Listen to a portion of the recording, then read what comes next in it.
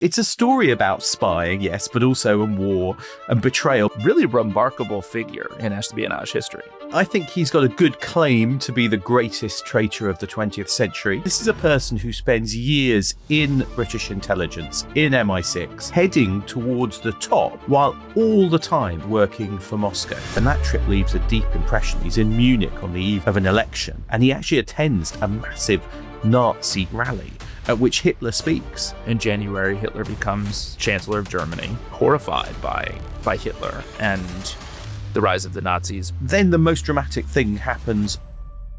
This episode is sponsored by HP. Most people are not counter-espionage experts, but that won't stop them getting targeted by cyber criminals seeking to extract their secrets. HP understands that approximately 4 in 10 UK businesses have reported cyber breaches in the past 12 months alone. That's why HP business laptops, desktops, and workstations bought directly on HP Store are secure straight out of the box with their endpoint security. No more stressing about dodgy emails or unexplained pop-ups. HP's independently verified Wolf Pro security works alongside your existing security tools to protect your business, users, and reputation from malware and evolving cyber threats with your first click. You don't need an alias or a secret hideout to stay safe. Just Wolf Pro security working tirelessly to protect your hard work. It's security that's built in, not bolted on. Find out more about how HP can protect your business at hp.com/classified. Podcast listeners benefit from a 10% discount on all business PCs, printers, and accessories using the code TRIC10. Terms and conditions apply.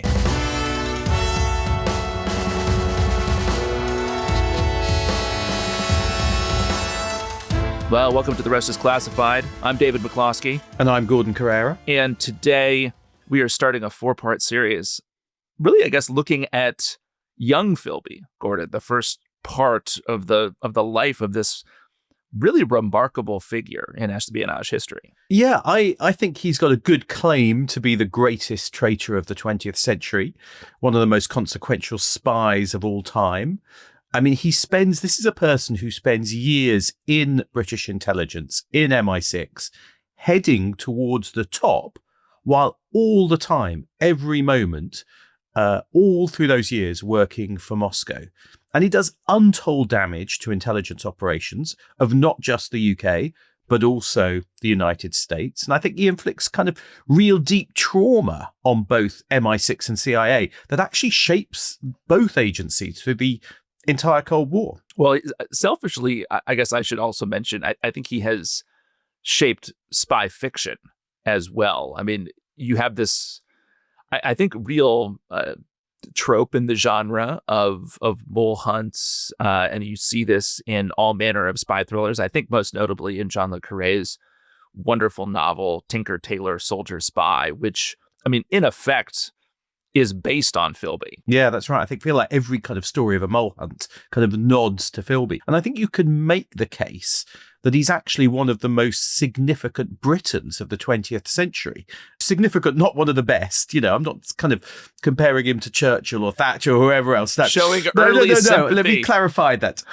But what I mean is, it's a story about spying, yes, but also in war and betrayal. But it's also about the kind of British obsessions with class, with the establishment, with the elite. I find the obsession with Philby fascinating because I think there is an element of almost masochism in British culture because, you know, lots of people exert a fascination for the public, but this individual, Philby, holds such a kind of, a fascination for so many people, and yet he was a traitor who betrayed them. But let's start, shall we, with the father, who is quite a character himself. Harold St. John, but pronounced St. John, which is the way you do it. I'm afraid lots of strange British pronunciations coming at this. Born 1885, goes to, and this will become relevant, Westminster School and Cambridge University. No money in the family. So not posh, not aristocratic, not rich. Very good at languages, passes exams, goes to the Indian Civil Service and heads to India 1908. Marries Dora, whose father also works in India, in 1910. Now, he's very young, still in his 20s, but lots of responsibility, Britain running India at the time. early reports already give us a sign that he's interesting. They say that the father mixes a bit too much with the native element, much more than some of the other Brits. No hint of racism from him, and he kind of advocates for Indian colleagues. So he's an independent-minded character and a bit of a rule breaker. 1912, Harold Adrian Russell Philby is born. He is born, this child, in a bungalow in Ambala in the Punjab in India. His first language of this child is Hindi, the local language, which he talks to servants. And so the boy is nicknamed Kim Philby. And that's after a character in Rudyard Kipling's novel, Kim. And the character in that novel is an orphaned child of a British soldier who grows up with locals in India and speaks many languages. And then this boy is, because he can kind of blend into different situations, the fictional Kim is recruited by British intelligence into the Great Game in Central Asia, the Great Game being the kind of battle between British and Russian intelligence and nations in Central Asia, Afghanistan in the late 19th century. So this kind of weird thing that Kim Philby is called Kim because he's named after a kind of fictional spy when he's a child, which is a kind of weird bit of normative determinism, I guess. As World War I starts, young Kim is sent back to England to be under the care of his grandmother. And the father, goes to the Middle East because the British military want to make use of his expertise in language. He goes around what's now Iran and Iraq with British troops, protecting British oil fields. But the Brits are also trying to use Arab tribes to target the Ottoman Empire in what's now Turkey because it's allied with Germany on the other side of the war. Now, famously, this is what Lawrence of Arabia, T.E. Lawrence, is up to. And I'm sure you've seen the kind of brilliant David Lean film about that. Kim Philby's father is also going to be involved in that game because it begins Philby Sr.'s love affair with the Middle East. And so in 1917, key moment in his life, he's sent as head of mission to meet a tribal leader called Ibn Saud in Central Arabia, who is a tribal leader who adheres to this more puritanical branch of Islam called Wahhabism. And Ibn Saud will later down the line, become king of a country named after him, Saudi Arabia. I mean, so already here, Kim Philby's dad is connected with the kind of founding of Saudi Arabia, which already kind of explains why he's a kind of unusual character. I guess it provides the experience with Al Saud in what will become Saudi Arabia. I think creates maybe some distance between the father and the British Empire, doesn't it? Because he's also frustrated with the way the region is sort of carved up after the First World War. Yeah, that's right. Because at the end of the First World War, basically the Brits and the French shockingly betray the Arabs who they've encouraged to rise up, giving them the hope of independence, and don't give them that immediately, leading to much frustration. And a bit like Lawrence of Arabia, Harold St. John Philby also becomes a kind of advocate for the Arab cause in this period. And interestingly enough, Ibn Saud, and his son Faisal, so both future kings of Saudi Arabia, come to Britain at one point and are looked after by Kim Philby's dad. There's a crazy story in the father's biography where the government failed to book a hotel for them. So he initially puts up these two future kings in Upper Norwood, which, no offence to any of our listeners in Upper Norwood, but is not the most glamorous part of South London. I don't know if you've ever been there, David. It's not. But he then takes we're anti Upper Norwood. No, I love Upper Norwood, but it's just not where you'd normally kind of take people, because he then takes them to see the king, go to Selfridges and visit young Kim, who at this point is at his kind of prep school, his preparatory school in Surrey, and Kim already at this point, young Kim, he hasn't seen his parents through the whole of the First World War. And he later says when they come back at the end of the war, they're total strangers to him. He hasn't seen them for 4 years. So he's this quiet boy, not many friends, bookish. His father does take him to see the cricket in 1919, Surrey cricket team, which is played, I think, the game then at the Oval, which is just minutes walk, David, from Goalhanger HQ. And cricket is going to become a theme in the Kim Philby story, which I'm sure you're very pleased at. I have done zero research on cricket in preparation for this on purpose, because this is going to be my cricket school. You will finally, through the life and times of Kim Philby, you will finally teach me how this ridiculous game is played. Yeah, you're going to learn a lot. Kim Philby's father, he comes back and forth, but he's, the dad spends most of the 1920s living in the Middle East. I mean, most of the rest of his life, really, living in the Middle East, sometimes with and sometimes without Kim's mother. He quits his government job and becomes an explorer in the 20s. So he's going to travel by camel across the empty quarter of the Arabian Peninsula, which had never been properly explored before. I've never been across there. I don't know if you have, David, in your time, but no. But essentially, it's a mass of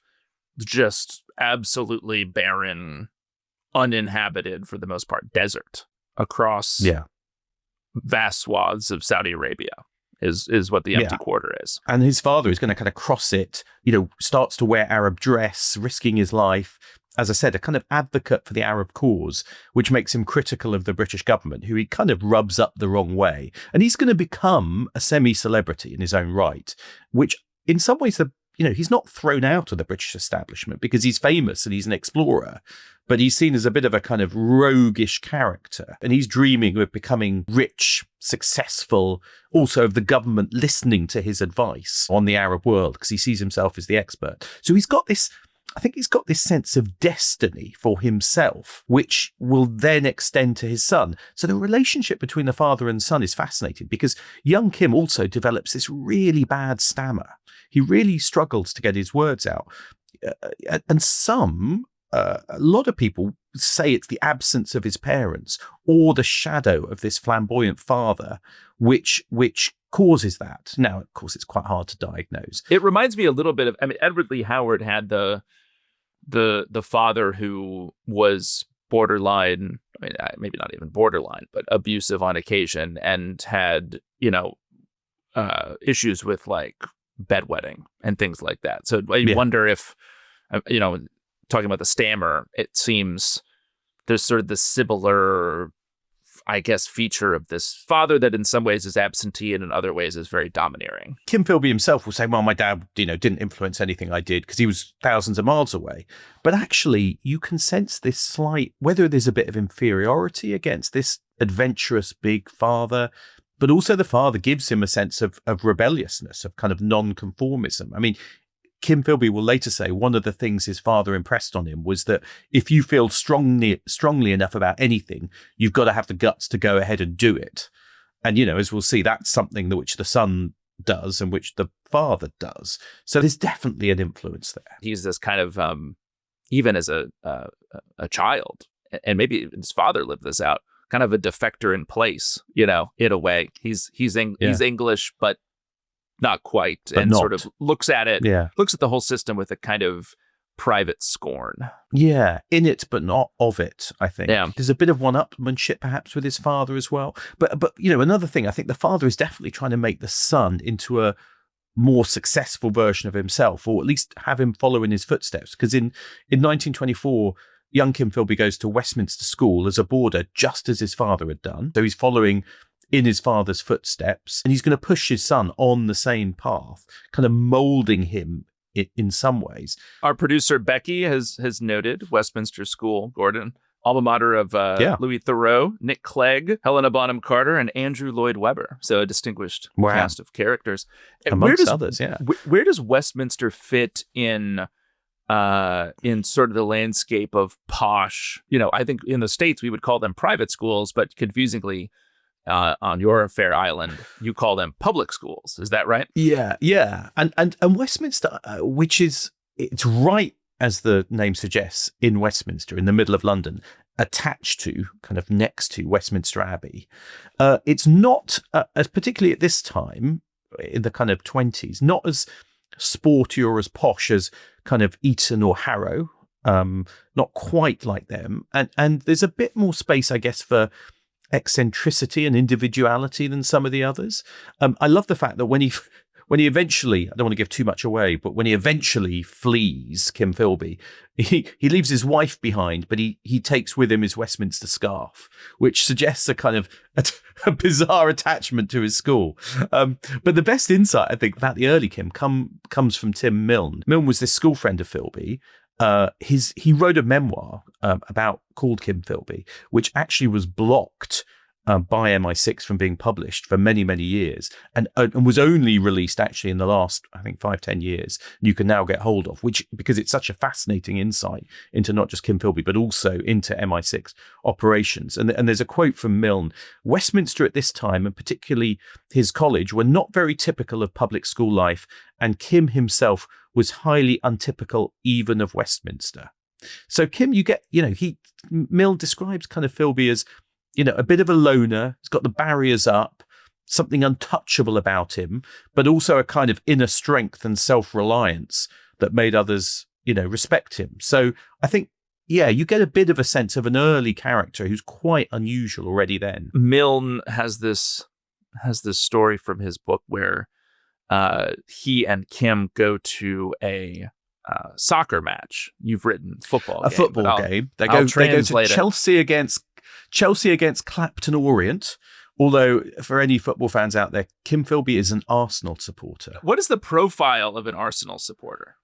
Oh, well, I think our current Prime Minister, Keir Starmer, is an Arsenal supporter. I know it's North London, but it's. So I'm not going to profile Arsenal supporters because I know Bin Laden, a lot of people actually on the podcast. Bin Laden was another Arsenal. Bin Laden and Kim Philby. So we're into the theme here. Keir Starmer should maybe switch clubs. This is a bad. Yeah. This is a bad set of. This is a bad choice. Bad company to choose. That's right. And now here comes the first cricket reference. So Tim Milne and Kim Philby play cricket, and there are various cricket positions. And Milne notes, Kim Philby used to field on the offside. I wish I could report that his regular position there was third man, but I think he was more usually to be found at deep extra cover, itself appropriate in its own way. So I should explain, Kim Philby later becomes known as the third man in the spy ring. And third man is a position in cricket, David, fielding, and I'll just let you know this. You will find the third man positioned behind the wicketkeeper on the offside. The fielder is usually 45 degrees to the wicket around on the boundary. It covers a large area, anything that goes through the slip and gully area. Got it? Yeah. Is the offside also starboard? Is that the same?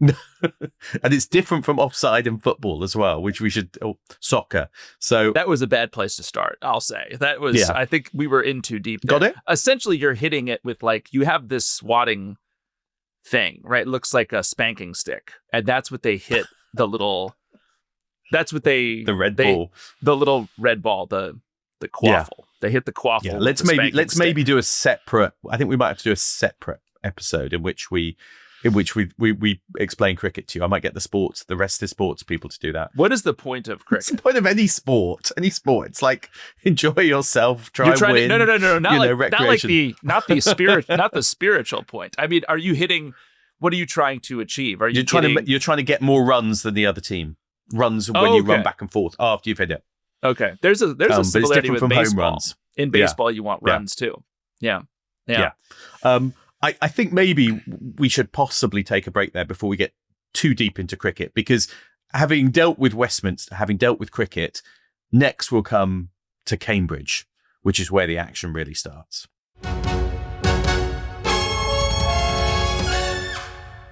This episode is brought to you by Atio, the CRM for the AI era. Now, David, people think that spycraft is just car chases and secret codes, but an awful lot of it is just idling around, waiting for the action. It's a bit like starting your own business. You think it's going to be as easy as creating and selling a product, but the reality is business owners spend far too long trying to get their CRM to fit a system not built for them. Atio's AI-driven CRM enables you to take control of your platform, to build something from the ground up that fits your needs. James Bond had Q's X-ray shades, an explosive watch, and a pen grenade. Business owners have Atio's real-time customer insights and platform that grows with them. All tools relevant for your mission to build a company from the ground up. Atio even has something called agent collaboration. Yes, but in this case, that means giving people the ability to let AI work seamlessly in the background for them. Try Atio for free at attio.com/trick. Well, welcome back. It is the autumn/fall of 1929 And we are at Cambridge, Gordon, a wonderful institution that, unlike Oxford, has produced some of the greatest traitors of the 20th century. Yeah, quite right.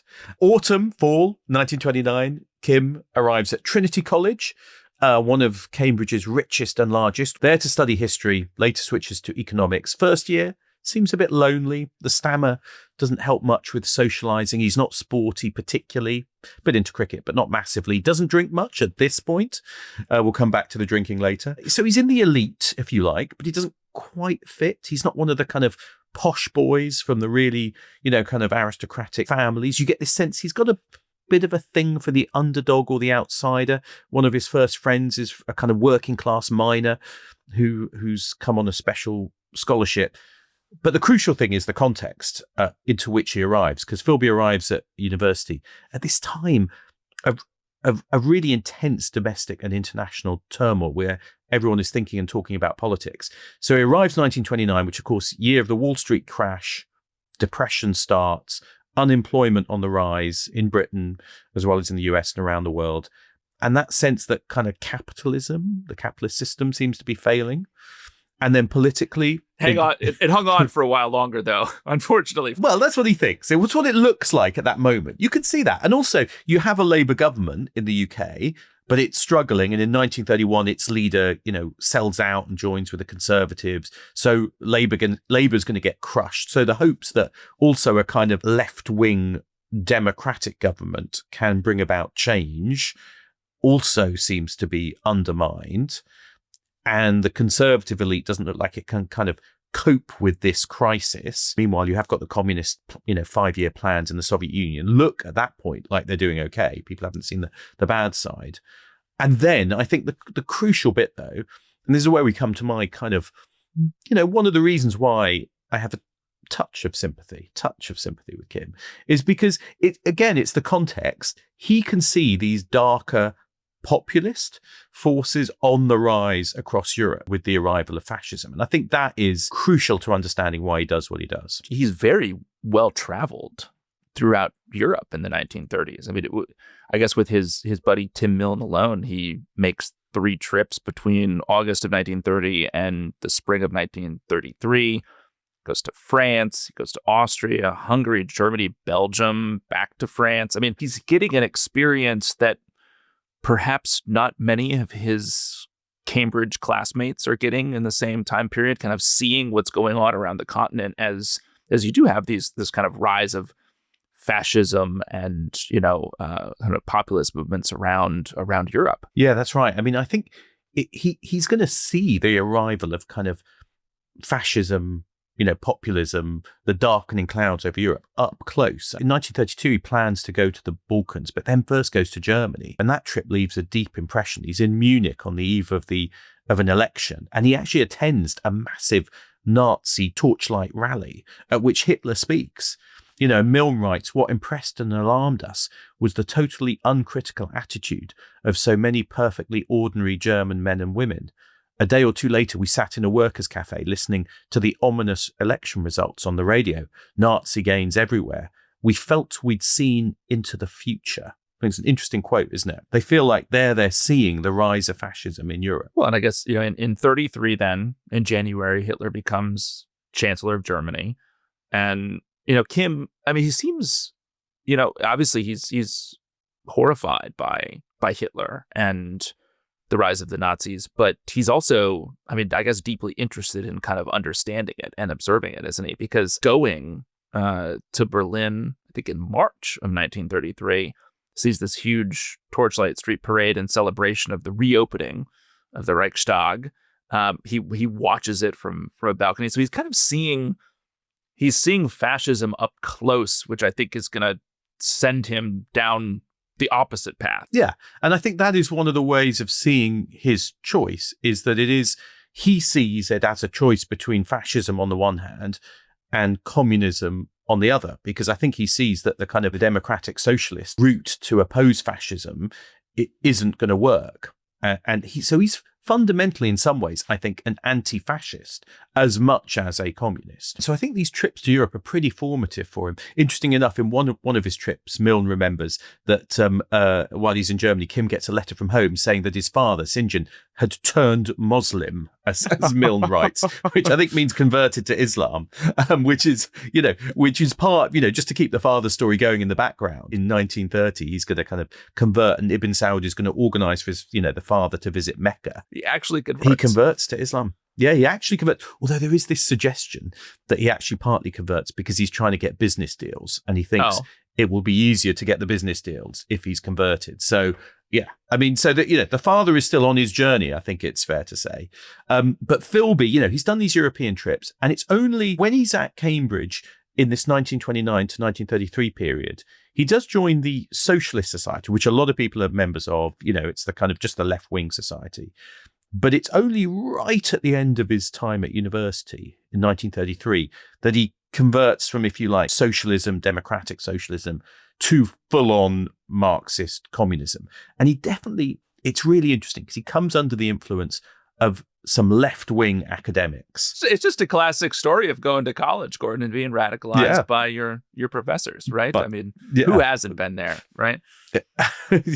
One economics lecturer is called Maurice Dobb, who is a socialist turned communist. And it's really interesting. You get this one figure, Dobb, who brings in left-wing speakers into the university. He runs small discussion groups with the students. And he basically clearly sees it as his mission to effectively evangelize this young generation of students and draw them towards communism. I mean, that's what he's doing. I guess it does beg the question of how the British security services are looking at this dynamic. Because I would imagine most of the focus is on Nazi Germany and whether the Nazis have, agents in place in the UK. But there has to be some interest in sort of, I don't know if it's in academia or more broadly throughout, the society, but there's got to be some interest in this kind of potential for communist influence as well. I mean, is that going on at this point, or is MI5 looking at this? So MI5 and Special Branch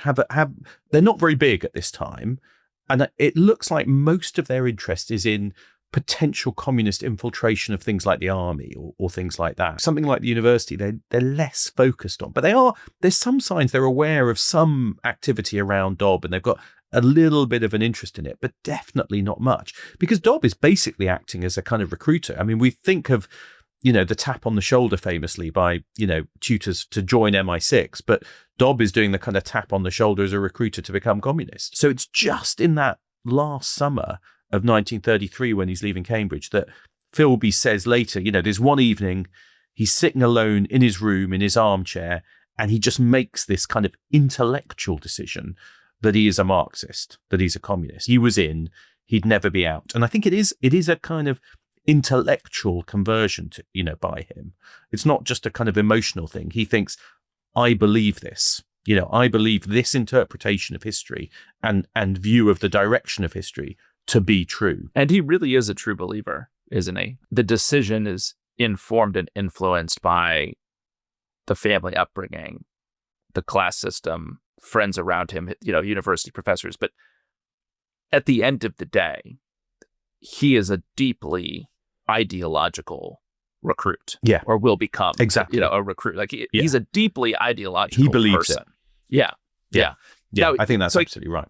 In June of 1933, he's finished Cambridge, and he goes, I guess, back to the continent, straight to Vienna. I guess he wants to be kind of in the thick of it, I guess you could say. Yeah, it's really interesting that his first thought is, I want to do something. And he wants to go back to Austria.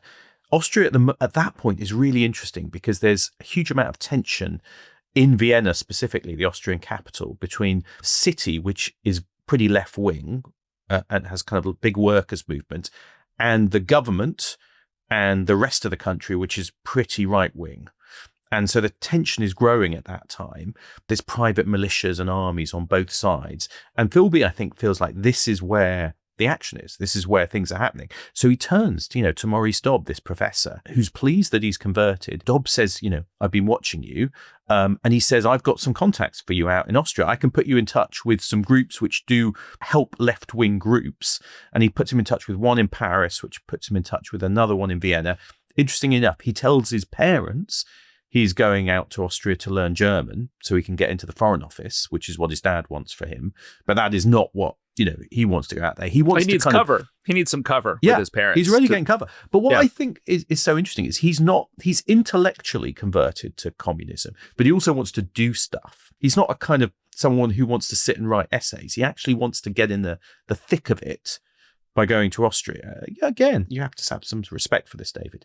But Philby arrives and he's looking for somewhere to stay, given the address Your of a sympathy, family. Gordon, might be evidence of the societal masochism that you were discussing earlier, with just this constant sort of need to kind of relive this trauma, the pain of betrayal, of betrayal.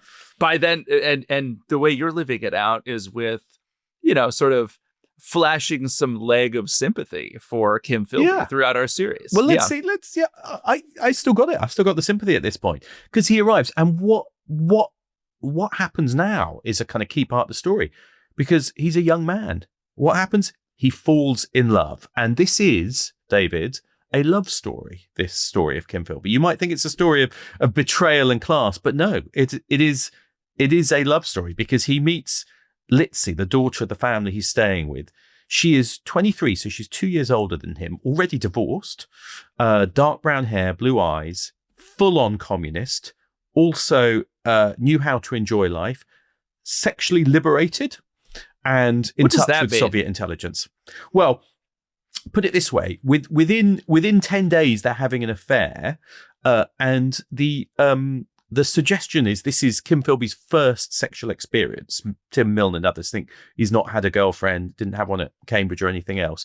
And I do like this. That this is Philby's own recollection. Is the first time they make love is in the snow, which was actually quite warm once you got used to it. He later recalled. I mean, I can't believe that I am listening to this. Is very un-Carreran of you, Gordon, to be leaving these kind of personal details into a character study on the rest of class. But it's partly because who makes love in the snow? I mean, I don't know. Maybe write in, listeners. If that, don't write in.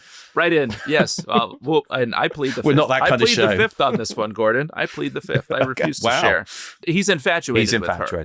Yeah. I think that's right. And I love this. On their first meeting, she says, "How much money do you have?" And he says he's got £100. You start right there. That's a good first question. Well, it's a communist question, isn't it? If you're going to be a revolutionary, it's like, what money do you bring to the cause? And he says, "Well, I've got £100, which has been given to him by his dad," which I think it's like money from one of his, his dad's got some money from a book he sold. And she basically works out how much she can live on and says, right, I'm taking a quarter of that money and I'm going to give it to the cause of the revolution. And you can keep the rest to live on. And, that's it. So they fall for each other. They, move into a flat together. The crucial thing, he's got a British passport, which gives him the chance to move around the city in the way she and other communists can't. Because the British passport, I think, really opened doors at that time. I don't know what's gotten into me, Gordon. I think it's the subject. I think it's the subject of this yet another traitor that you sort of fed into the bloodstream of American intelligence. That's gotten me all riled up against. Your antibodies are up. Yeah, exactly. But Litzy, is she in touch with, so obviously she is a full-on raging communist, but is she in touch with Soviet intelligence officers at this time, or is that? So it looks like, so she's part of a kind of circle of activists, who are also, some of them are Soviet agents. So she's moving in those kind of circles, basically. And that draws Kim Philby into it at this point. At this point, he's still basically a kind of courier. He's moving money and people around. Then the most dramatic thing happens on February 12th, 1934. All the lights go out in their apartment and the whole block. Vienna erupts in violence because the government is cracking down on the workers. It's sending in the troops. Basically, there's a very short but very intense burst of violence because the leftists have no weapons. I mean, Philby and his group are told to go set up the machine gun they've got. They go around looking for it and they can't find it because it doesn't exist. And so, they almost can't fight back. And they're just trying to survive because the government brings in artillery. I mean, it brings in heavy artillery and shells the apartment blocks where the workers are based and hiding.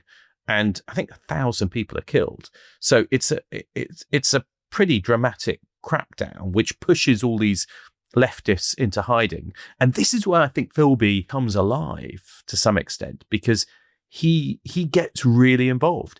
He rushes to see one of his friends who's the Daily Telegraph correspondent in Vienna, grabs 3 of his suits, and he's going to take those down to people who are hiding in the sewers so they can change out of their kind of private militia uniforms and into these suits. He's going to be dodging bullets. He's helping support the underground. He's moving people using his British passport to kind of get them out to safety, helping the wounded who are being treated, again, in hiding places and underground. From the violence. He's doing some pretty heroic and brave things in those days. And it's just this brief period before the left is kind of completely crushed. And then another interesting thing, I think, is that Litzy and her friends are all in danger because they're known left-wing activists. So they're being hunted by the police. And on February the 24th, so 12 days after the uprising, he marries Litzy, marries this young woman. This is actually going to kind of come back in the story in interesting ways, the fact that they're married. He will tell people it's purely so she has the protection of a British passport, but everyone else is convinced that actually he's in love with her. We're going to see there are a lot of women in the Philby story, but I actually think Litzy is the one he really loved. And then I guess with a new bride in April of 1934, which I guess is less than a year. He'd been in Vienna less than a year. The two of them go back to England, and he's had this searing experience of seeing the results of fascist violence up close. He's now back in, the safety of suburban England. His mother and father, perhaps unsurprisingly, are not keen on Litzy. She's Hungarian, she's part Jewish, she's got a strong personality, she's a leftist. Philby and her are going to move into a kind of one-room flat. He's looking for work. He was thinking about joining the civil service, not sure he'll get in. She's still moving in left-wing circles. And it's at this point that he is approached by Soviet intelligence. And, it's worth us really drilling down into how this happens, because there's a talent spotter, and it's not Litzy, but it's another kind of Austrian emigre young woman, in this case called Edith Tudor Hart. Now, she's called Tudor Hart because even though she's Austrian originally, she's married an English doctor called Alexander Tudor Hart, who'd also, like Philby, gone out to Austria to kind of help and move in left-wing circles. And also, again, like Philby and Litzy, she'd then come back, with Alexander Tudor Hart to Britain. And she'd been under occasional surveillance, actually. So MI5 and the police had been aware of her because she'd attended, workers' rally in Trafalgar Square at one point, and they'd suspected she might be working with Russian intelligence, Edith Tudor Hart.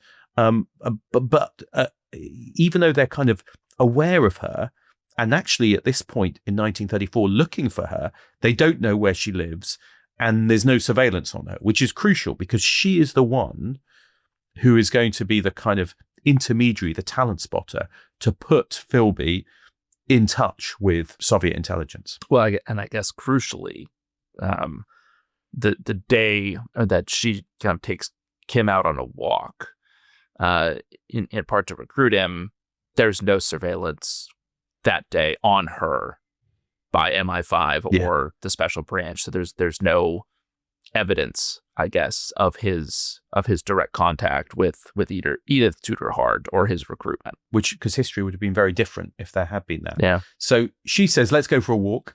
A taxi, then a tube, then the bus. They get on and off as the doors are shutting, see if anyone else is still on the platform. Surveillance detection route. Right? 2-hour surveillance detection route. She's trained, she knows what she's doing. Yeah. And eventually takes him to Regent's Park. They head for a bench. He sits down, Philby sits down on the bench next to a man. And at that point, Edith just walks away. So she leaves them. It is worth painting a picture of the man he's introduced to, because his name is, his real name, although Philby won't learn that for a while, is Arnold Deutsch. And I think he's got claim to be possibly one of the greatest recruiters of agents in spy history. I think he is that important. 5'7", curly brown hair, blue eyes. He's an Austrian. So again, there's no Russians in this story. It's really funny, interesting, isn't it? The recruitment to work for Soviet intelligence is effectively done by Austrians in the case of Kim Philby. Yeah, but it is interesting, isn't it? Because at that time, there were Soviet intelligence, I guess, could draw on international communists from all across Europe who were allied to the communist cause and who were willing to work for it. And they were kind of very useful, I think, for Moscow. And it allows them to move around Europe. And he's also so interesting because, he's a proper intellectual, brilliant at languages. He's already got a PhD. He's been a university lecturer. He'd worked on something called the sex poll movement, David. Aware of what that is? Yeah, I did my master's thesis on the sex poll movement. So this is Arnold Deutsch and I have much in common. No, Gordon, please, will you explain to me what the sex poll movement is? The sex poll movement, it turns out, was a kind of something to do with the relationship between psychology, sex, and politics, which linked the sexual repression to fascism. So the idea was if you were very sexually repressed, you'd end up a fascist, with the corollary that if you were sexually liberated, and then communism was the answer. So there was kind of, I don't know, something about free love and communism. I think that's as far as I got with sex poll. I didn't want to dive too deep in with the web searches into sex poll. I thought it might take me to a strange place. Well, if you'd had your NordVPN on, Gordon, you would have been just fine. So you need to flip that on, and all of a sudden that traffic's coming from North Macedonia and not your flat. But so Deutsch at first, I guess he was kind of a career, obviously becomes a spy for these international communist networks, and he's arrived in London, and he's living just south of Hampstead Heath, at the Lawn Road Flats, which, Gordon, you've noted are quite famous, but this American has no idea why. No, they were quite famous in the 30s. I think it was kind of left-wing enclave. Although weirdly, he lived next to a flat owned by, well, I'm not sure if it was inhabited by Agatha Christie. So it was a kind of quite upmarket, left-wing intellectuals, writers world. And he's got cover actually as an academic. He's ostensibly researching psychology at University College London, UCL. And I think the thing about him, he's really kind of cosmopolitan, he's erudite, he's an intellectual. It's perfect to appeal to someone like Philby, a young man who has made this intellectual conversion to communism.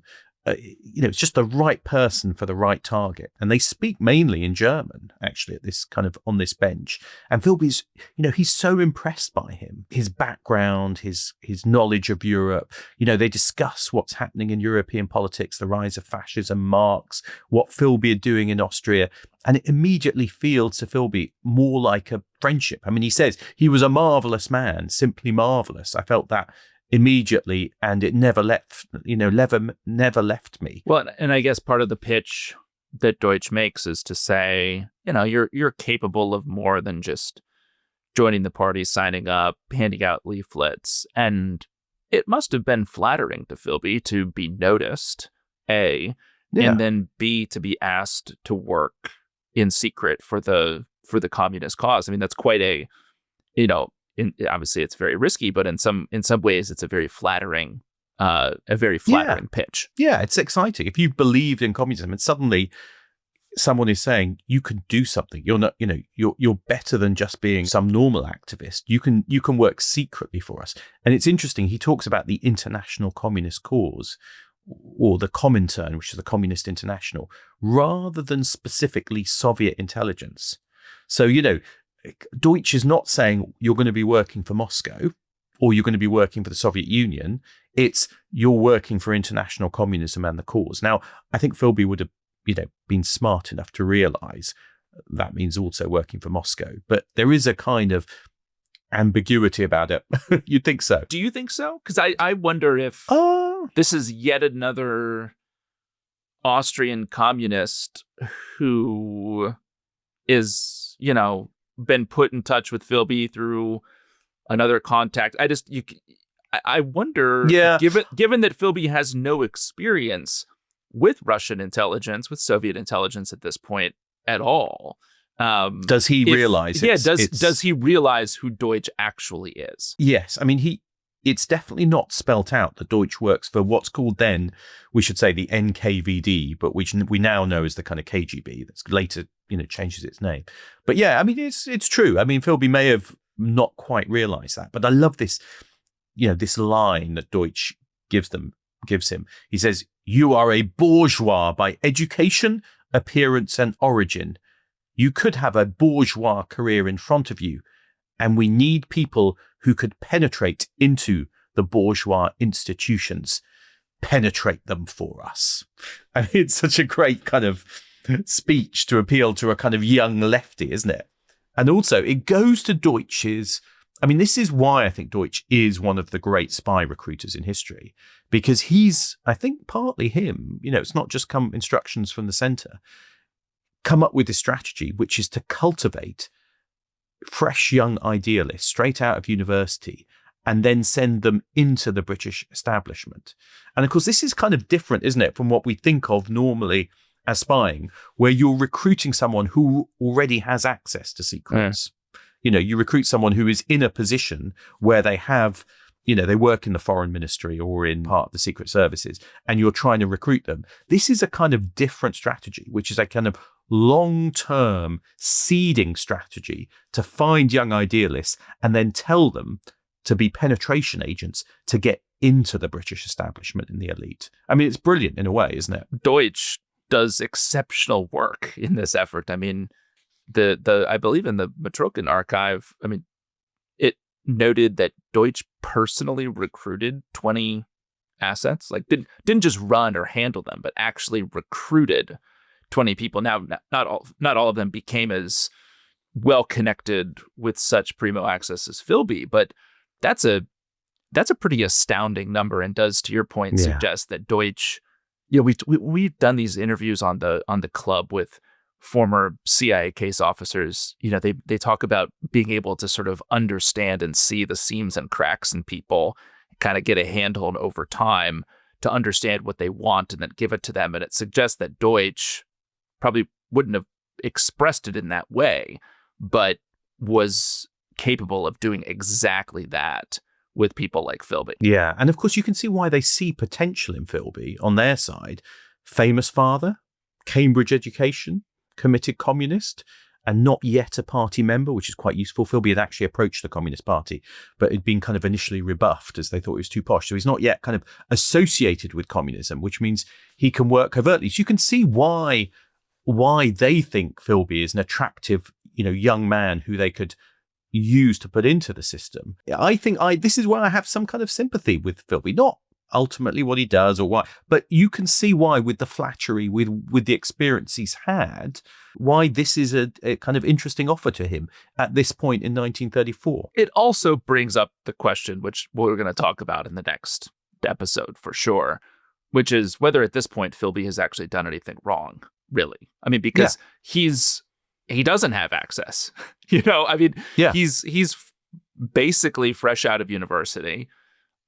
He's an ideological fellow traveler with international communism and, as a result, the Soviet Union. But he's young, he's in love, he's adventuresome. I mean, at this point, he hasn't actually stolen any state secrets, right? We should be clear on that. I mean, he's in contact with a Soviet intelligence officer, which I think also, by the way, Philby will come to think of himself as a Soviet intelligence officer, which I think is interesting. He won't see himself as necessarily an agent or asset, but as actually a Soviet intelligence officer. But he's not, he hasn't committed espionage yet, I think you could argue. Yeah. And I mean, I think it's that idea that, someone's offered him the chance to do something important, to do something consequential, and also to penetrate the British elite. but also to be part of an even deeper secret society, to have one up on everyone else, even inside that elite, by being, a kind of communist, a secret communist within the elite. So you can see, I don't know, whether it's you can see the kind of attraction of that. And I mean, some people read it also as rebellion against the father, rebellion against the establishment. I mean, Edward Harrison, who wrote quite a good, biography of the young Philby, he thinks the motive is to emulate his father, but go further. His father's a bit of a lefty, so the son becomes a kind of even more of a lefty. The father was quite critical of Britain. The son, goes to the next extreme. I also think there's a bit of Philby which maybe just kind of enjoys the game and enjoys the kind of complexity and the deceit of it, and having one up on others by having a secret life. I think there's a lot of layers to what's going on there, as well as the ideological commitment to Marxism that's clearly part of it. I think it's in the Ben McIntyre book on Philby, which is called A Spy Among Friends, where McIntyre makes the point that there's this kind of concept, which is not specific to Philby, but of an inner ring, and humans by nature want to be inside the inner ring so that they have secrets and information that other people do not. Like we naturally want to understand what's going on behind closed doors. And to the point on Philby, the idea that he's got this secret, that he has information that nobody around him has about his true loyalties, who he's working for, that is actually, it's a bit counterintuitive, but that's a very powerful motivating force, and a way for him, I think, to feel superior to the people around him without actually needing to make more money or have, a better job or come from a better family. He can feel that just by virtue of his, his relationship to Deutsch and the decision that he's made to become a committed communist. And I guess in some ways he's kind of trapped at this point, isn't he? Yeah, I think that's what's so interesting. He effectively says yes, although Deutsch says, to confirm everything, we'll meet again in 2 weeks. When Deutsch says, I can tell you whether you've been accepted. But yeah, you're right. I think he makes that decision as a very young man at 22, and that sets him out on a path from which effectively there's no turning back. I mean, there is a way in which I think Philby is trapped by his youthful decisions, and particularly this one decision when, as I said, he's very young, he's 22 or so, and that will define his life. What happens, that one conversation on the park bench in Regent's Park. Well, Gordon, there with Philby having made this incredible decision, let's end. When we come back next time, we'll see how his journey takes him to the bloody battlefields of the Spanish Civil War, and eventually into the heart of the British Secret Service. But don't forget, if you want to hear that now, you don't have to wait, and you can hear all of this 4-part series on Philby, as well as some extra interviews we've got with an expert on the Cambridge Spies, and also an amazing tape, really, of Kim Philby talking about what happened to him, which we'll have for club members. And if you want to get all of that, plus lots of other great things, then go to therestisclassified.com, join the Declassified Club. But otherwise, we'll see you next time.